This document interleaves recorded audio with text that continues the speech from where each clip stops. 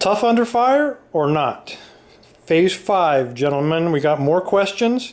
Somebody called up and said, hey, I understand you've tried sniper rifles, you've tried assault weapons, 5.56 NATO, you've tried 9mm, you tried 45, you tried 22s. Don't your breacher teams also carry 12-gauge shotguns? So back to the arms room, fellas, and the answer is, of course, we carry 12-gauge shotguns.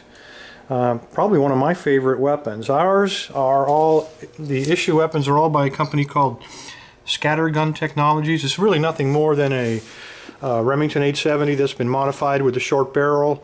It's been refinished, had some night sights put on it, has an additional shell holder put on the other side, and then of course a rail up on the front. We got a laser, and we also have a light put onto it, and we got some tritium foresight. So anyway, none of that will affect the power. What it is that are we going to be shooting?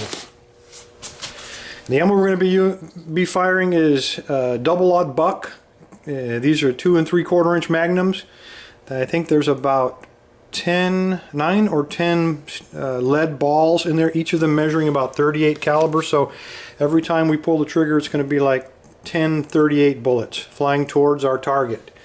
And what is our target? Well, it's the tried and proven 1/2-inch plywood with the steel chain and our master locks suspended.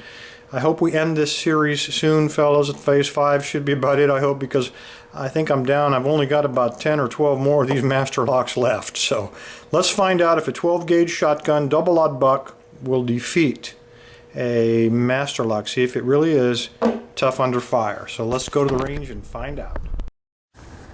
Alright, gentlemen, here we are at the range yet one more time to answer the question about the breaching weapon 12-gauge shotgun. And like we did with the other weapons, before we start blasting away at master locks to find out if they really are tough under fire, I thought we'd talk a little bit about kinetic energy. Kinetic energy, we're going to be firing this projectile. It's a double-aught buck, and inside of here, I don't know if you can make that out, there are 9 balls, each of them measuring 38 caliber, and each of them about 125 grains. So what that tells me is that each of those represents the kinetic energy of a single 38 bullet penetrating the target. So the more of these that we can hit a target with, the more energy we're going to be transferring. So in effect, if I shoot this bottle of Coke, which is what I'm going to do next so you can see how much kinetic energy this weapon puts out, if we strike it with all 10 shots or all 10 balls, that's going to be the same amount of energy as being hit by 10 38 bullets. So let's go ahead and see if we can do that, and then we'll begin attacking our master locks to find out if they really are tough under fire.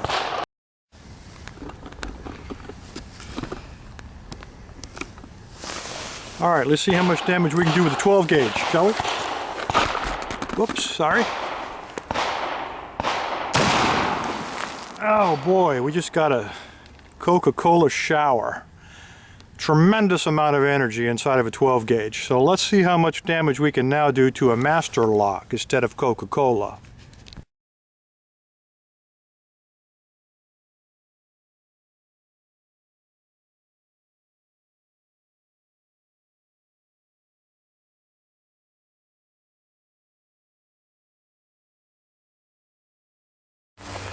Okay, last but not least, the 12 gauge shotgun firing double-aught buck to find out if we can defeat these master locks, see if they really are tough under fire. These are by far the most hazardous. This is by far the most hazardous weapon of all of them in terms of ricochet. So both of these shots, I'm going to fire them from directly on about 2 meters away to avoid any kind of splashback. So let's see if we can get this done.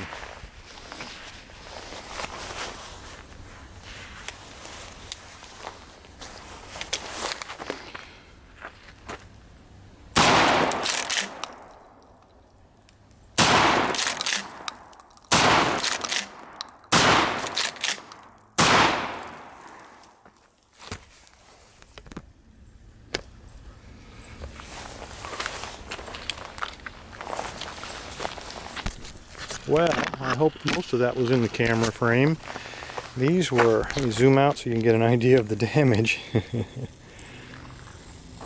Okay, I did fire a few at each because after I saw the first one, here's the chain that blew off of the first one. And the second lock, I hit him on both sides. Shattered him pretty good, but I don't see a penetration. And just out of curiosity, whoops, I do have the key. I can get my glove off here. We will find out if this thing still works. There we go. I had to dig deep in my pocket. Make sure that's in frame. There's the key. And I doubt... No, it won't even go in the keyway. The keyway is smashed, so that's a no-go. But still secure. So I'd have to say tough under fire, yes. And the other lock, I don't even know where that went to. That one did blow off because, as you see, we did find the chain. Let me go off camera and oh, here we go. I see the hasp. Here we go. So there is the second one. It took 3 shots, and you see we broke the locking mechanism. So we mangled that one pretty good with the 12 gauge, and the shackle pretty well mashed up. So there you go, 12 gauge if you have to shoot a lock, and I do not recommend it to defeat it. 12 gauge would be the weapon of choice. So to answer our question, tough under fire, I'm going to have to say yes. Despite us managing to blow this one apart, I think these are pretty tough under fire.